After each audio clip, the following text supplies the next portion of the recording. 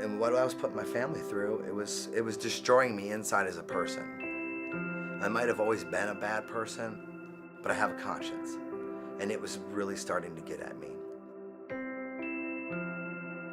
My name is Daniel George. I'm married to Emily George. I have a son, Aiden George, and I've been going to Christ Community Church for 5 years. Many years ago as a child, I grew up in a broken home. I moved out of my house when I was 15, so all I've ever known was working. I went out and got my GED, but I always seemed to find the wrong friends. I always hung out with the wrong people, the wrong crowds. It excited me. It was something that I thought I needed in my life. I was very easily pressured into doing things. It wasn't hard for me. I just, oh yeah, I'll do that. Try it. The first wrong decision I ever made was smoking pot. Somebody handed me a joint, and if anybody tells you that that's not a gateway drug, they're a liar. Because it went from pot to cocaine to acid to mushrooms. Whatever I wanted to try, I did. Somebody came over my house one day. We usually smoked pot together, and they said, hey, I don't have any pot, but I have some ice. The old me kicked in and said, yeah, sure, let's try it. Had no idea it was crystal meth. From the very first hit that I took, I was addicted. I wanted more and more and more of it. And I never told my wife. I kept it behind her back because I knew it was something that was shameful. I knew it was something to be ashamed of. And I went through years, 3 years exactly, of lying to her. She always knew something was wrong. She never could put her finger on it. We lost our apartment.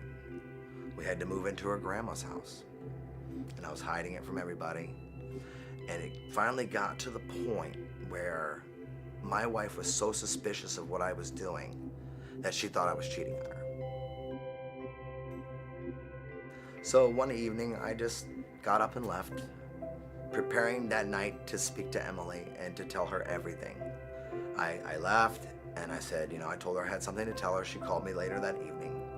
And I told her absolutely everything, no matter how bad it hurt. And she said to me, you come home right now. We are a couple and we will work this out together. And that night, I had taken more crystal meth than I had ever taken in my life.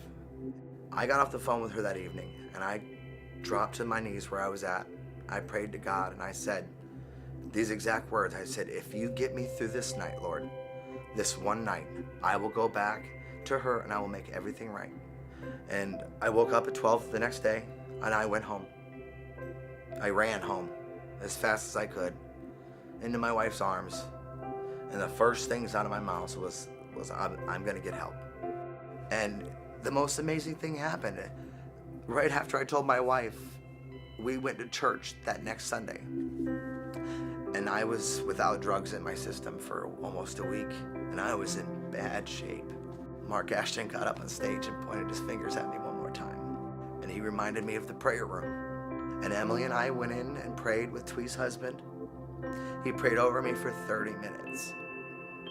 And from the moment I woke up, stood up, and walked out of that room, that feeling in my stomach, that addiction feeling, was absolutely gone. And so, all this time in my life, always making the wrong turns, never following the right road. And finally, the Lord grabbed a hold of me, and He turned me around. He turned me around 100%. My life is His life now. I volunteer for the church. I do things for other people that I've never done things for other people. It was always about me. Now I can't wait to do for other people. God has touched me in such a way that I never thought I could change from the person I used to be. So now that God has affected my life the way He has, I am headed on the right path. I'm headed down the right road, in the right car, and with the right family, and with the right church.